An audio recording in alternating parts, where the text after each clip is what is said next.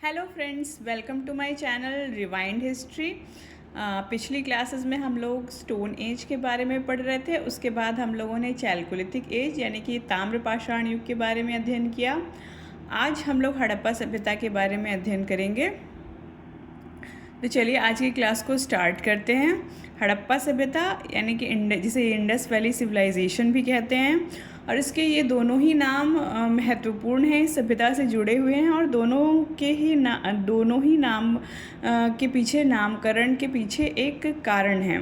हड़प्पा सभ्यता को हड़प्पा सभ्यता इसलिए कहा गया क्योंकि सबसे पहली जो साइट ढूंढी गई थी यहाँ वो हड़प्पा थी, और दयाराम साहनी जिन्होंने इस साइट को ढूंढा था उन्होंने इसका नामकरण हड़प्पा सभ्यता के नाम पे किया। इंडस वैली सिविलाइजेशन इसे इसलिए कहते हैं क्योंकि जो ज़्यादातर साइट्स हैं हमारी वो इंडस वैली के किनारे बसी हुई, मतलब मिली हैं हमें, तो इसलिए इसे इंडस वैली सिविलाइजेशन के नाम से भी जाना जाता है। अब हड़प्पा सभ्यता भारत की एक नदी घाटी सभ्यता थी। ये नदी सिंधु नदी के किनारे इसके ज़्यादा से ज़्यादा हम लोग पूरा स्थल देखते हैं। इसी तरह विश्व में अनेकों नदी घाटी सभ्यताएं फली फूली और समय समय पर अपना जो उनका विस्तार था वो दिखाई देता है। जैसे ह्वांगहो नदी घाटी जो है चीन में है, और चीन की सभ्यता के बारे में, मतलब इस नदी के किनारे जो चीन की सभ्यता थी वो बसी। सिंधु घाटी सभ्यता जो कि सिंधु घाटी में बसी, यानी हड़प्पा सभ्यता भी जिसे हम कहते हैं। अब दजला फरात, ये जो दजला फरात, ये जो दोनों नदियां हैं उनके बीच में मेसोपोटामिया सभ्यता या मेसोपोटामिया की जो सभ्यता थी वो हमें देखने को मिलती है, या सुमेरिया की सभ्यता जो थी वो भी हमें देखने को मिलती है। नील नदी घाटी, अब नील नदी घाटी से के पास हमें मिस्र की सभ्यता देखने को मिलती है। तो ये सब उदाहरण हैं कि जो नदी घाटी सभ्यताएं विश्व में अलग अलग जगहों पे समय समय पे फली फूली, और इनमें एक विकास का एक पैटर्न दिखाई पड़ता है जो हर देश के लिए अलग अलग है और अपने में ही अलग, अनूठा और अद्भुत है। भारत के संदर्भ में हम यदि बात करें तो जो सिंधु घाटी सभ्यता है जिसके महत्वपूर्ण पुरा स्थल सिंधु नदी के किनारे बसे हुए थे, उसके नामकरण, उसका सिर्फ एक ही नाम नहीं है कि हड़प्पा सभ्यता या सिंधु घाटी सभ्यता। उसके अनेकों नामकरण इतिहासकारों या विद्वानों द्वारा किए गए हैं। जैसे हड़प्पा सभ्यता अभी हमने जाना कि दयाराम साहनी द्वारा ये नामकरण किया गया था। फिर सिंधु घाटी सभ्यता जॉन मार्शल ने, ज़्यादातर इसके पुरास्थल हमें सिंधु घाटी के नदी के किनारे मिले हैं, इसलिए इसका नाम सिंधु घाटी सभ्यता रखा। और सिंधु सरस्वती सभ्यता भी इसको कहा गया है, या हाखरा गग्गर सभ्यता के नाम से भी इसको जाना जाता है। कांस्य युगीन, अब ये जो सभ्यता है ये कांस्य युगीन थी, यानी कि हमने ताम्रपाषाण युग में देखा था कि जो धातु मुख्य रूप से यूज़ की गई वो तांबा थी। इस सभ्यता में या इस काल में लोगों ने कांस्य का ज़्यादा से ज़्यादा उपयोग किया, और हमें पुरावशेष जो मिलते हैं उनमें कांस्य की वस्तुओं की अधिकता या प्रचुरता है, इसलिए इसे हम कांस्य युगीन सभ्यता मानते हैं। कांस्य युगीन के होने के साथ साथ ये आद्य ऐतिहासिक है। हमने इतिहास के विषय में अध्ययन करते समय ये देखा था कि इतिहास को 3 भागों में विद्वानों ने अध्ययन की सुविधा की दृष्टि से बांटा था, प्रागैतिहास, आद्य ऐतिहास और ऐतिहासिक काल। तो प्रागैतिहासिक काल जो अभी हम लोगों ने अध्ययन किया पिछली कक्षाओं में, स्टोन एज जिसमें था, जिस समय मनुष्य पढ़ना लिखना नहीं जानता था, और उस काल के विषय में अध्ययन करने के लिए हमारे पास सिर्फ और सिर्फ पुरावशेष ही हैं। वस्तुओं के आधार पर हम उस समय के इतिहास की गणना करते हैं। अब ये सिंधु घाटी सभ्यता का जो काल है, यहाँ से हमें लिखित विवरण प्राप्त हुए हैं। इनकी लिपि भी हमें मिली है। धौलावीरा से एक साइन बोर्ड मिला है जिस पर इनकी लिपि हमें मिलती है, किंतु उस लिपि को अभी तक पढ़ा नहीं जा सका है। तो इस काल का अध्ययन करने के लिए भी हमें पुनः पुरातात्विक अवशेषों पर ही निर्भर रहना पड़ता है।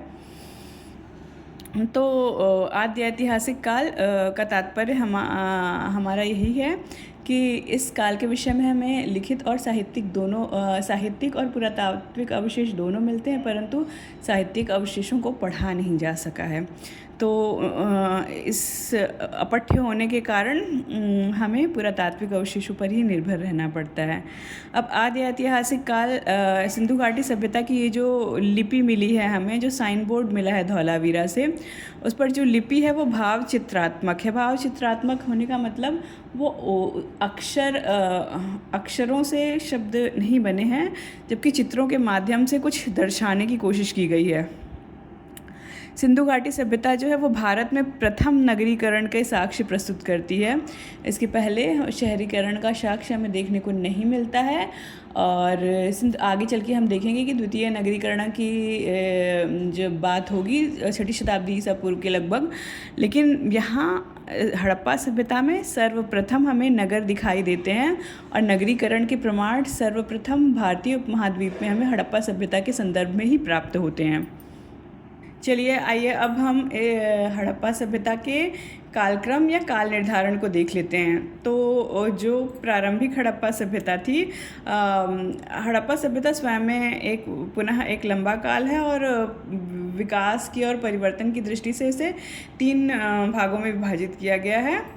प्राक या आरंभिक हड़प्पा सभ्यता, परिपक्व हड़प्पा सभ्यता जिसे हम नगरीय हड़प्पा सभ्यता के नाम से भी जानते हैं या विकसित हड़प्पा सभ्यता के नाम से भी जानते हैं, फिर परवर्ती उत्तर यानी कि उत्तर हड़प्पा सभ्यता या पोस्ट हड़प्पन पीरियड भी जिसे हम कहते हैं। तो आइए इनके कालक्रम को देख लेते हैं। हमारे पास जो प्राक हड़प्पा है यानी कि आरंभिक हड़प्पा है, उसके लिए डेटिंग है 3200 से 2600 ईसा पूर्व। परिपक्व हड़प्पा सभ्यता जिसे नगरीय हड़प्पा सभ्यता भी कहते हैं, उसकी डेटिंग है 2600 से 1900 ईसा पूर्व, और परवर्ती यानी कि उत्तर हड़प्पा सभ्यता के लिए डेटिंग 1900 से लेकर 1300 BC है। अब C14 यानी कार्बन डेटिंग के अकॉर्डिंग अगर हम देखें तो हड़प्पा सभ्यता की ये जो डेटिंग है वो 2350 BC से 1750 BC तक के बीच में निर्धारित की गई है। चलिए आइए अब हम हड़प्पा सभ्यता के विस्तार के बारे में देख लेते हैं। तो हड़प्पा सभ्यता भारतीय उपमहाद्वीप में किन किन स्थानों पर फैली हुई थी या उसका किस प्रकार से फैली हुई थी, ये मुख्य रूप से हम देखने की कोशिश करेंगे इसमें। तो हड़प्पा सभ्यता का जो विस्तार था वो त्रिकोणात्मक था, या त्रिकोण के आकार में हम यदि देखें तो मानचित्र पर हमें दिखाई दे रहा है। और इसके विस्तार को यदि हम देखें तो सबसे हड़प्पा सभ्यता का जो विस्तार हमें दिखाई देता है सबसे उत्तरी छोर इसका जो है वो जम्मू कश्मीर में मांडा में अखनूर ज़िला में है, और ये जो साइट है वो चेनाब नदी के किनारे बसी हुई है। और सबसे जो दक्षिणी हम यदि देखें छोर तो दायमाबाद है जो कि अहमदनगर महाराष्ट्र में है, और ये सबसे दक्षिणी और सबसे उत्तरी छोर की जो दूरी हमें दिखाई दे रही है 1400 किलोमीटर के लगभग है। इसी प्रकार यदि हम पश्चिम में देखें तो सुत कांगेंडोर जो कि बलूचिस्तान प्रांत पाकिस्तान में है, वहाँ इसका सबसे पश्चिमी छोर, और पूर्वी छोर की यदि बात करें तो उत्तर प्रदेश के मेरठ में आलमगीरपुर इसका सबसे पूर्वी छोर है, जो कि हिंडन नदी के किनारे बसा हुआ है। तो इस प्रकार यदि हम सिंधु घाटी सभ्यता के विस्तार को देखते हैं तो ये एक त्रिकोण आकार में इसकी साइड्स ज़्यादातर फैली हुई इसी क्षेत्र में, इस त्रिकोण के आसपास या इस मुख्य रूप से इसी क्षेत्र में ज़्यादा से ज़्यादा साइड्स जो हैं वो सिंधु घाटी सभ्यता की हमें दिखाई देती हैं। तो चलिए आज हमने जाना कि सिंधु घाटी सभ्यता का नामकरण किस प्रकार से हुआ और विद्वानों ने किस प्रकार से इसका नामकरण किया, इसका विस्तार किन किन क्षेत्रों में है और किस प्रकार से है, इसका कालक्रम क्या है, और इसके बारे में कुछ महत्वपूर्ण बिंदुओं को हमने देखा। आगे की कक्षा में हम महत्वपूर्ण पुरास्थलों के बारे में अध्ययन करेंगे। तो आज की क्लास के लिए बस इतना ही। धन्यवाद।